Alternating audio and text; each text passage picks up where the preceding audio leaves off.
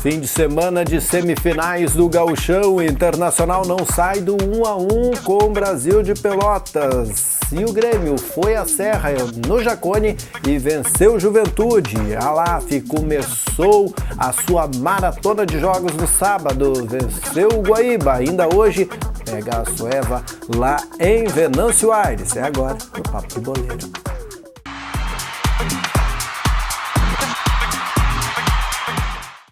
E o fim de semana foi de começo das semifinais do Campeonato Gaúcho e também começo do Gauchão Série Ouro de futsal. Bom, ou mais ou menos bom, para a região, pelo menos no futsal, e para gremistas e colorados, os gremistas estão um pouco mais felizes que os colorados nesse fim de semana. Exatamente, Marcelo. Eu acho que o Grêmio tinha um jogo complicado, assim como o Inter também enfrentou um jogo pedreira lá contra o Brasil de Pelotas lá no Alto da Puso, mas o Grêmio saiu em vantagem contra o Juventude, um jogo difícil para os gremistas, né? O Grêmio teve o domínio da partida, o tempo, praticamente todo o tempo, com a bola rolando, fez o seu gol através do Juliano e correu poucos riscos, na verdade. O Marcelo Goi até trabalhou, mas a gente esperava um Juventude com mais intensidade, principalmente porque jogava em casa, que acabou não acontecendo, principalmente pela boa marcação do time do Filipão, que neutralizou grande parte das jogadas, principalmente o Wallacer, que é um bom meia ali de articulação camisa 10 da Juventude, que não conseguiu jogar.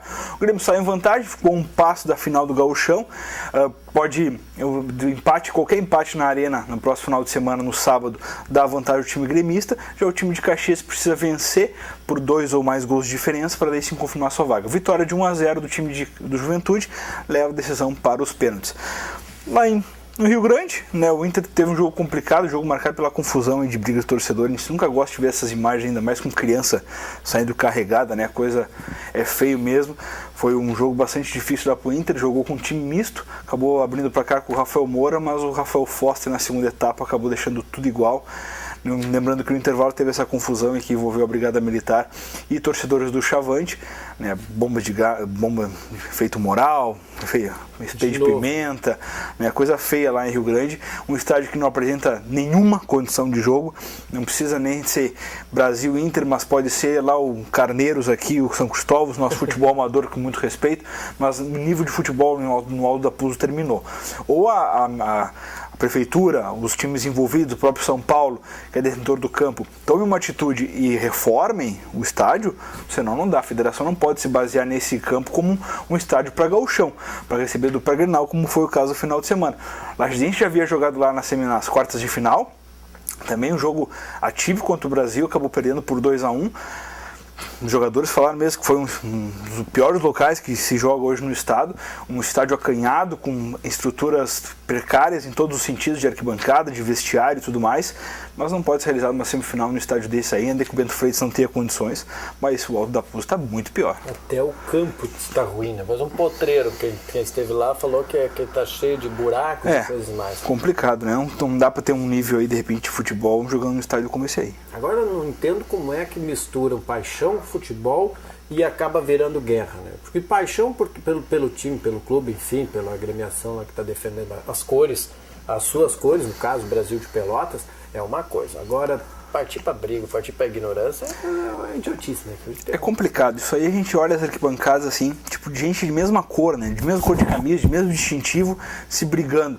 Aí teve um momento ali que foi um menino foi tentar acalmar os ânimos e ele foi massacrado. Tinha 8, 10 torcedores batendo nele sem dó, assim, tipo um cara que foi tentar tirar o bolinho de torcedores que tinha por aí, acabou massacrado. Então, tipo, dá pra entender qual é que é a mentalidade. A gente vê, te acompanha de perto a questão de dupla Grenal, de torcida da geral, torcida do Inter, também da Popular, que volta e meia se pegam entre eles nos jogos, e a gente já fica minando de crítica. Mas a torcida do Chavante tem um histórico já de brigas, e isso aí precisa ter uma medida mais, vamos dizer assim, mais disciplinar quanto a isso, sabe? Fala-se agora que o jogo da volta, o Brasil pode ser punido, pode não ter torcedores lá no Beira-Rio, num jogo de volta e torcida única, seria só no Internacional.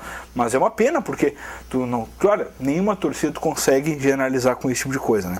Essas situações acontecem aí com um nicho de torcedores que são marginais e infiltrados na torcida. Fica bem claro isso. É o mesmo grupo de sempre, né? A Brigada Militar sabe quem são e a justiça não condena. Então a gente vê essas cenas lamentáveis que, sorte não acabou com nada pior no sábado lá em Rio Grande. O exemplo que é o mesmo grupo, que aqueles meninos, rapazes que se envolveram na confusão lá na Bolívia, né? Os corintianos aqueles que se envolveram na confusão, são os mesmos que se envolveram em confusões depois aqui no Brasil. Normal, mesmo já tendo sido preso, que a prisão poderia ter feito eles pensar melhor. Não, nada. O menino que foi colocado de laranja, né? Como teria acertado o sinalizador no menino que acabou causando a morte, lá o torcedor do boliviano, ganhou um cargo na torcida fiel.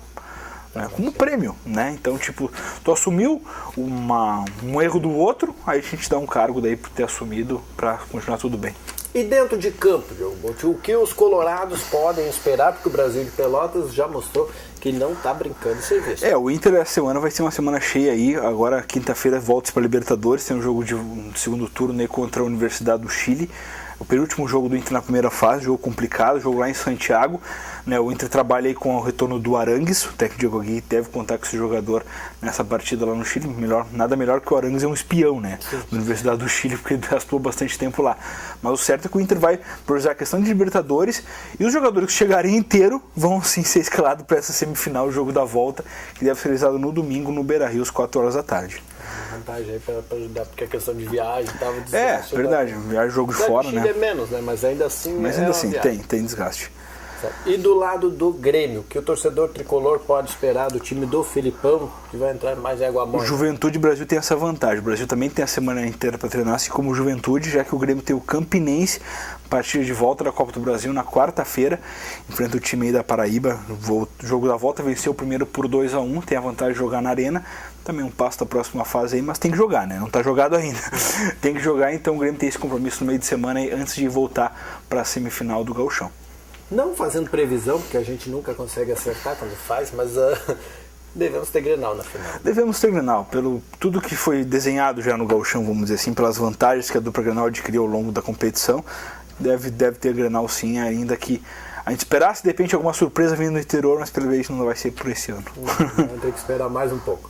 O Lajadense não jogou no fim de semana, mas está treinando, porque também, assim como o Internacional na quinta tem jogo pela Libertadores, o Lajadense tem jogo pela Copa do Brasil, é lá em Bragança Paulista. Jogo decisivo, Márcio. O Lajadense venceu o primeiro jogo aqui por 2-1, tem a vantagem do empate lá no interior de Paulista e não vai poder contar com o Gilmar, né, que foi perda aí. O centroavante do Lajadense está despedido, acertou o contrato aí para atuar fora do país, não defende mais o Lajadense.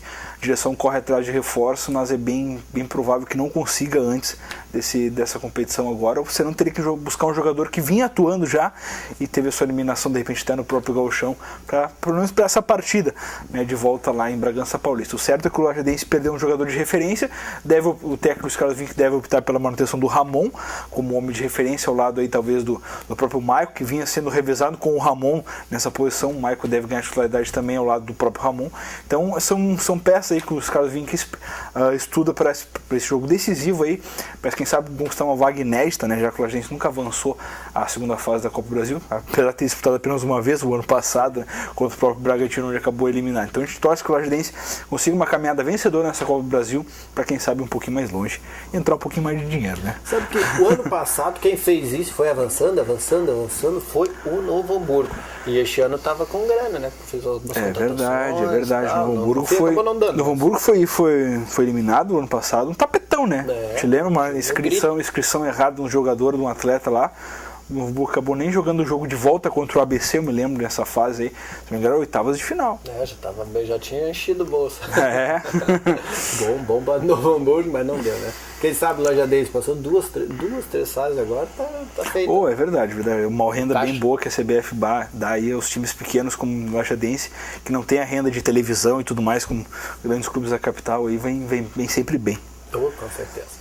Fim de semana foi de início de uma maratona que parece não vai ter mais fim. Não vai ter mais fim. Vai emendar 2016, 17, 18, porque não tem jogo para terminar, Deus o livre. É muito jogo. E a LAF começou pela Série Ouro do Gauchão no sábado, jogando aqui em casa no Complexo Esportivo do Artes, com uma novidade este ano, que é o torcedor que pagou estacionamento. Pagou estacionamento, novidade boa, né? Boa, excelente. Mas enfim, o ingresso sempre é a preço popular, então compensa. Mas a LAF venceu o Diogo Gotti. Venceu com dificuldades, Márcio. O time do Guaíba, um time que veio aí da Série Prata, da segunda divisão do futsal gaúcho, impôs muitas dificuldades ao time do técnico Giba, né? Marcou, saiu vencendo com um golaço de voleio do jogador Bruno. Um time muito rápido, o time do Guaíba. Mas a LAF valeu a qualidade no final, na segunda etapa, para virar o jogo, fazer 3-1 e estrear com vitória, com o pé direito aí nessa Série Ouro. Porque não dá para marcar passo na Série Ouro, né? Tu tem que fazer os resultados em casa, principalmente com as equipes menores aí, para quem sabe ter uma tranquilidade maior na Liga Nacional, que a LAF estreia hoje. É isso aí. Completando da Série Ouro, a STF, que é aqui da nossa região, jogou contra o Bento. Jogaço também, perdeu 4-3, estava ganhando por 3-2 e o time de Bento Gonçalves fez 2 gols em menos de 1 minuto. Mas é xarope esse de Bento, né? Sempre, né? É uma das equipes grandes que eu acho que o Bento ainda falta uma coisinha, alguma questão administrativa, para ser um novo time da LAF, assim, vamos dizer. Sabe? Porque é um time que vem beliscando há vários anos já a questão de Série Ouro e até uma vaga em competições nacionais aí, que sempre vem de boas campanhas. Então eu acho que falta alguma coisa aí até de apoio e tudo mais para que o Bento surja como uma nova força aí do futsal gaúcho. É isso aí. E dando sequência, a LAF tem hoje, como o Diogo já falou, início aí da competição nacional, tem a Soeva e a LAF, jogo que a gente torce, lógico, pelo bom resultado da LAF, mas mais do que isso, pela paz dentro e fora da quadra. Pela paz, exatamente. Mais fora, né, Márcio? Que até ontem eu acabei contando o capitão da LAF, o Marcelo Giba, no supermercado, né? As pessoas... O jogador também vai no supermercado, né? E aí nós comentando que quando realmente... no supermercado tá bom, se encontrar na balada, né? Aí ele comentando, realmente, dentro de quadra vai ter muita gente olhando esse jogo. Então talvez é certo mesmo que não vai acontecer nada em relação a briga, discussões e tudo mais. O problema que a LAF enxerga é o seu torcedor. E esse torcedor, ele vai ter que entrar no estádio, ele vai ter que sair do estádio. Então tá aí que mora o problema. A LAF até orienta que os jogadores fiquem no radinho em casa, no seu comodismo, e de repente deixem para ir em outro jogo, um jogo mais calmo, vamos dizer assim, ainda que seja aqui em Venâncio Soares, muito pertinho. Mas o certo é que vai ser um grande jogo, estreia da LAF na Liga Nacional. A gente espera com um bom resultado lá, quem sabe porque não repetir a vitória na Copa dos Vales, né, na decisão lá em Teutônia. É isso aí. Então, isso acontece ainda hoje, você fica por dentro... Daqui a pouquinho, 8h15. 8h15? 8h15 da noite. Então, você vai ficar por dentro desse jogo no Jornal Informativo de amanhã e também no Papo de Boleiro. Nós voltamos amanhã, depois do Redação Informativo, com umas notícias do esporte para você. Até mais. Abraço.